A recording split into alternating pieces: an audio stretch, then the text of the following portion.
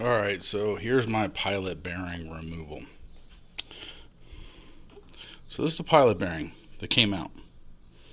Now, most of the tools have you come in and grab right behind here. Well, if you notice, there's no lip. Look at this lip. I mean, we're talking, how much lip is going to be there? And it's set in there, set up against that surface. So here's what I fought with. And I'm fixing to drop the engine in. And my last part of the puzzle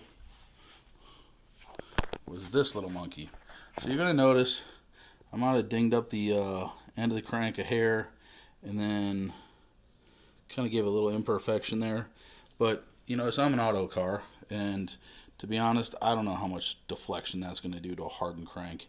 And right in there, that's not bad. And obviously I haven't put the rear main seal in yet. So what I did was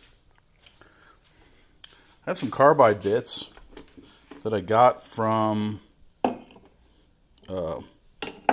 Amazon for roughly $25 for the set.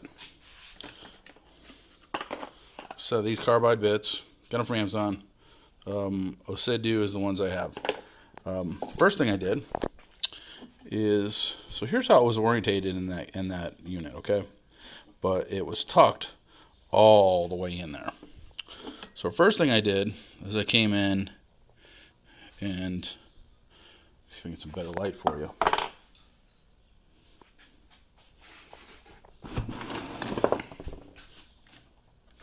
Here we go. So the first thing I did is I came in pretty much like that and left the bearing surface there. Okay, cut it all the way down to right about, I could see that metal piece. Then I came back in with the ball and pushed in and ran right in.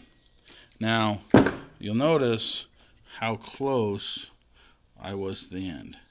And then I took a chisel and started chiseling. And then what happens is I start basically with the chisel driving this way, and the thing started moving. And then once I broke the tension of the crankshaft, then I could get in and wiggle it and play around. I used no heat.